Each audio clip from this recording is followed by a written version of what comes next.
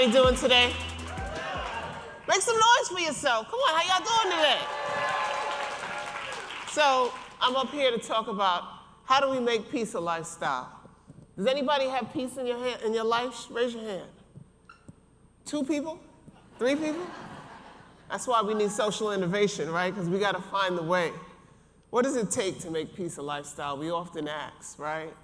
We often ask because we walk around all day and we're just bombarded with death. We're coming out of COVID.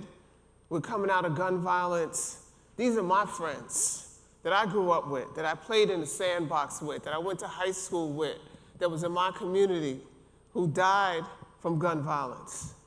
And so what that did for me was it made me say that I have the ability to be resilient and change and break the cycle. That I saw their children's face when they lost their fathers to the graveyard or to the prison system. I saw their partner's face, and I knew that we had to do something. But I didn't have the tools. I didn't have the support. I didn't have the faith of people saying that we could do something to break the cycle. So I had to have that resiliency. And each and every one of us here as solution-orientated people, we have to have that resiliency.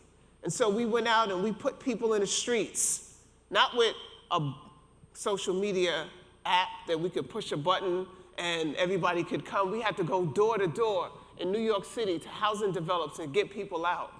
We had to work the streets. And then I joined forces with Tupac Shakur, who right now at the same time is getting his star in the Walk of Fame, the Hall of Walk of Fame, right? And so I was like, do I go to the Walk of Fame or do I come here, right? And I decided to come here because this is my future and that was my past, right? And so we have to move forward to social change. And in partnering with Deepak Chopra, Queen Afua, Russell Simmons, they taught me about meditation and yoga. And when Deepak and I first met, I said to Deepak, that shit is for rich white people. That shit ain't gonna work in my neighborhood. And Deepak goes, yes, it's real, Erica. It will, I will come and I will do it. And he came. He came every month and he taught our young people how to do meditation and how to do yoga, and we built the Urban Yogis program. And I know Erica's out here from the Chicago Bulls, even though I'm a straight-up Knicks fan, but they went out to Chicago and they worked with the Chicago Bulls and they taught young people in Chicago, and they worked with the Redskins, and that's why they won the Super Bowl, you know, because we just that good. But these young people came from the projects. It was their parents who died from the gun violence. It was their parents who went to jail. And they broke that cycle. They became the cool kids in the neighborhood doing yoga and meditation, because at first they called them gay. They called them all kind of things. And, you know, in doing this work, we sometimes have to transform. And so I had to transform. I had to put on my cape because I became the peace doctor, right? And so I didn't wait for somebody to give me a PhD and tell me that I could put on my stethoscope and listen to your heart beat. I didn't wait for that.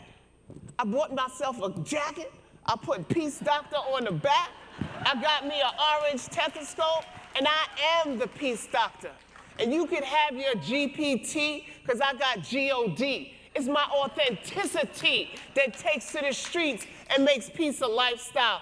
It doesn't matter if you believe in Buddha, Yahweh, or Jesus Christ. I'm just that nice. So let's go up in these AEI streets and make peace real, because that's what we gotta do.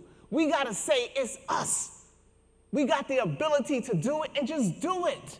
Don't wait for somebody to tell you who you are. Don't wait for somebody to give you a pass, to give you a table, to give you permission to come into the room.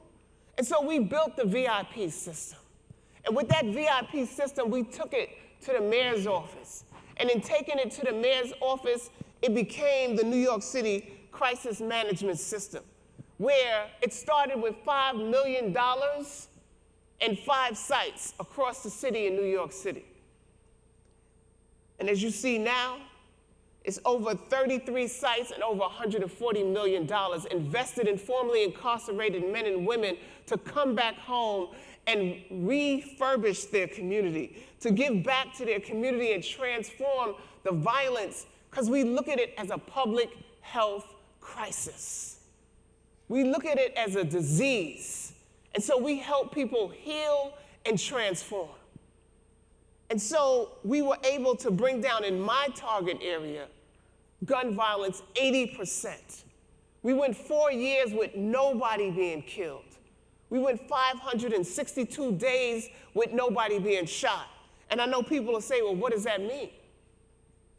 Well, you ask a mother who lost their child to gun violence what 4 years with nobody being killed means.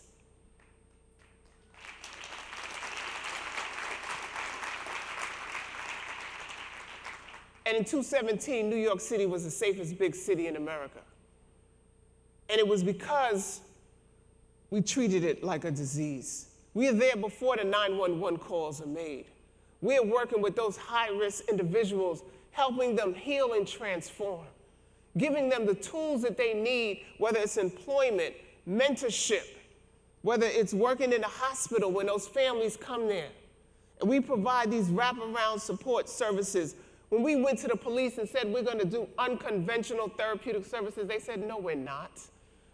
Like, what is that, unconventional therapy? We're not doing no meditation and yoga. And you know what everybody's doing now, right? Meditation and yoga. And so we co-produce public safety with NYPD. They don't like it. They don't want to respect us. They want to look at us as perps. But we make them respect us. I have a chief of streets, and our chief of streets, they respond, they call him. I remember one time, the 4th of July, kids were shooting fireworks at the police. And y'all know what happens if police is shooting fireworks at the police car? They jumping out and shooting. Y'all know that. They didn't do that this time. You know what they did? They called my chief of streets. Like, yo, the kids is in there. He was like, get the cars out the neighborhood. We'll take care of the kids. Move out, we got this. And they moved their police out of that neighborhood, right? When the George Floyd happened, they were like, they're gonna storm the precinct. Put your police inside. Don't stand there and engage, right? But where do they listen to the people in the streets? When you have a solution that you believe in and you make them do it. We didn't ask permission. We have our fleet like they got their fleet. We do Orange for Peace. We train our brothers and sisters to be soldiers in our community.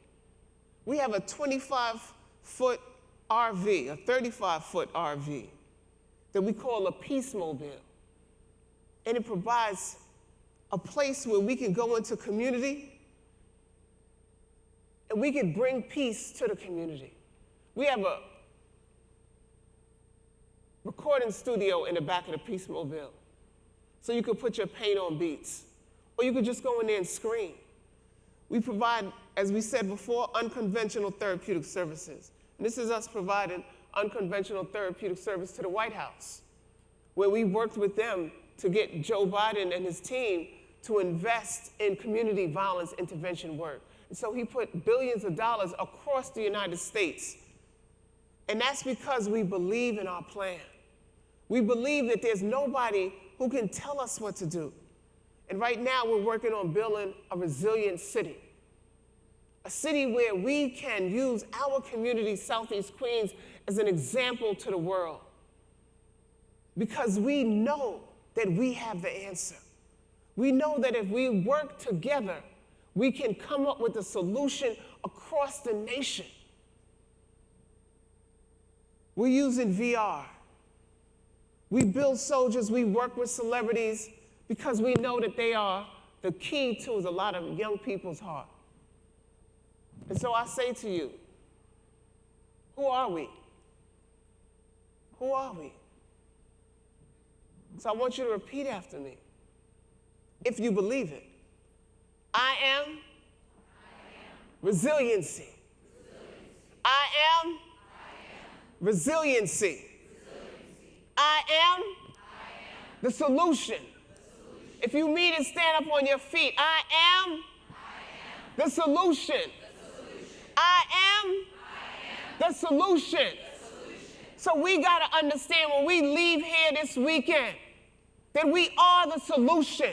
And we got to get with the people who are on the front line in every community that we serve and work with them and empower them and believe that together with your resources and intelligence and working with those who are the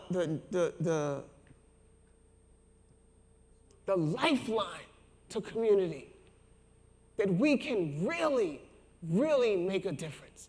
But we can't do it in